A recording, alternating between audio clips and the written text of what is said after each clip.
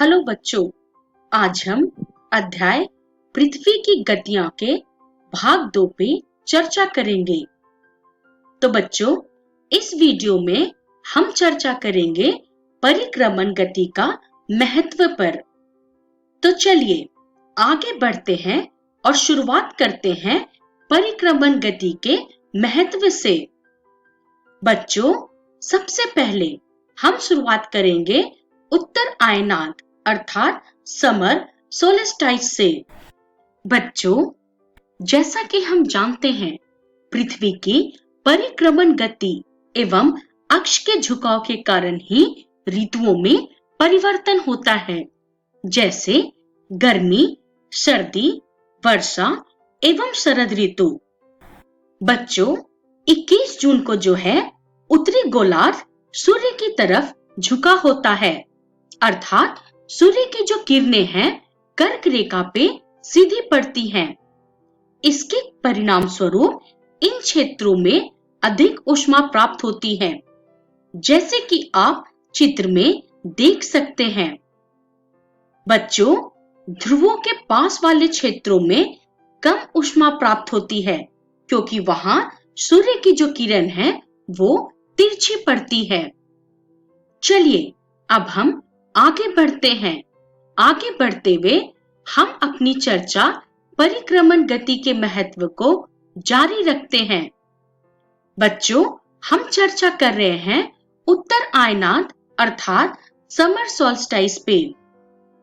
बच्चों, उत्तर ध्रुव सूर्य की तरफ झुका होता है तथा उत्तरी ध्रुव रेखा के बाद वाले भागों में अर्थात आर्कटिक वृत्त पे लगभग 6 महीने तक दिन रहता है और अंटार्कटिक वृत्त पे 6 महीने तक रात होती है। चूंकि उत्तरी गोलार्ध के बहुत बड़े भाग में सूर्य की रोशनी प्राप्त होती है, इसीलिए विषुवत वृत्त के उत्तरी भाग में गर्मी का मौसम होता है। बच्चों, 21 जून को इन क्षेत्रों में सबसे लंबा दिन तथा सबसे छोटी रात होती है। पृथ्वी की इस अवस्था को हम उत्तर आयनात कहते हैं। चलिए अब हम आगे बढ़ते हैं। आगे बढ़ते हुए हम अपनी चर्चा परिक्रमण गति के महत्व को जारी रखते हैं और अब हम चर्चा करेंगे दक्षिण आयनात पे अर्थात विंटर सोल्स्टिस पे। बच्चों, 22 दिसंबर को दक्षिण ध्रुव के सूर्य की ओर झुके होने के कारण मकर रेखा पे सूर्य की किरणें सीधी पड़ती हैं। इसीलिए दक्षिणी गोलार्ध के बहुत बड़े भाग में प्रकाश प्राप्त होता है और दक्षिणी गोलार्ध में लंबे दिन तथा छोटी रातें वाली ग्रीष्म ऋतु होती है और इसके ठीक विपरीत उत्तरी गोलार्ध में शीत ऋतु होती है, जिसमें दिन छोटे तथा रातें लंबी होती हैं। बच्चों, ऑस्ट्रेलिया में ग्रीष्म ऋतु के समय क्रिसमस का पर्व मनाया जाता है। चलिए अब हम आगे बढ़ते हैं। आगे बढ़ते हुए हम अपनी चर्चा परिक्रमण गति के महत्व को जारी रखते हैं। बच्चों, अब हम बात करेंगे विषुव अर्थात इक्विनॉक्स की। बच्चों, 21 मार्च और 23 सितंबर को जो है सूर्य की किरणें विषुवत वृत्त पे सीधी पड़ती है, जिसके कारण इस अवस्था में कोई भी ध्रुव सूर्य की ओर नहीं झुका होता है। इसलिए पूरी पृथ्वी पे रात और दिन बराबर होती है और बच्चों, इसी अवस्था को जो है विषुव कहते हैं, जैसा कि आप चित्र में देख सकते हैं। बच्चों, 21 मार्च को उत्तरी गोलार्ध में बसंत ऋतु होता है और ठीक इसके विपरीत दक्षिणी गोलार्ध में शरद ऋतु होती है। चलिए अब हम आगे बढ़ते हैं। आगे बढ़ते हुए हम चर्चा करते हैं कि इस वीडियो में हमने क्या सीखा। तो बच्चों, इस वीडियो में हमने परिक्रमण गति के महत्व पे चर्चा की, जिसका रेफरेंस भूगोल कक्षा 6 की पाठ्य पुस्तक है। बच्चों, आगे बढ़ते हुए हम इस वीडियो से संबंधित कुछ प्रश्न उत्तर हल करेंगे।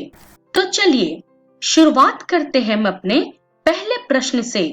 हमारा पहला प्रश्न है, उत्तर और दक्षिण आयनातों में अंतर बताएं।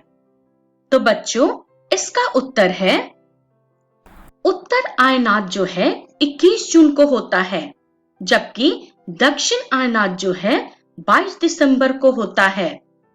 बच्चों, उत्तर आयनात में उत्तरी गोलार्ध में इस समय दिन लंबी और रातें छोटी होती हैं, जबकि दक्षिण आयनात में इस समय दक्षिणी गोलार्ध में दिन लंबी और रातें छोटी होती हैं।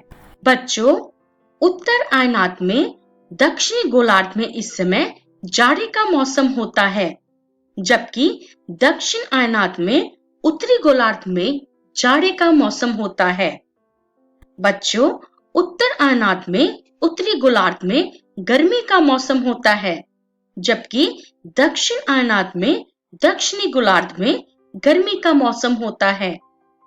तो चलिए अब हम आगे बढ़ते हैं अपने दूसरे प्रश्न की ओर। हमारा दूसरा प्रश्न है, ध्रुवों पे लगभग 6 महीनों का दिन और 6 महीनों की रात क्यों होती है? बच्चों, इसका उत्तर है, 21 मार्च से 23 सितंबर के बीच लगभग 6 महीने उत्तरी ध्रुव पे लगातार सूर्य की रोशनी पड़ती है। इसलिए उत्तरी ध्रुव पे 6 महीने जो है वो दिन रहता है, और इसके विपरीत दक्षिणी ध्रुव पे जो है 6 महीने रात होती है। ठीक उसी प्रकार बच्चों, 23 सितंबर से 21 मार्च के बीच दक्षिणी ध्रुव पे लगातार जो है सूर्य की रोशनी पड़ती है। इसलिए दक्षिणी ध्रुव पे जो है 6 महीने दिन होता है, और उत्तरी ध्रुव पे जो है 6 महीने लगातार रात होती है। तो बच्चों, ये थे हमारे इस पाठ के प्रैक्टिस क्वेश्चन। अब हम अगले वीडियो में मिलेंगे। तब तक के लिए धन्यवाद।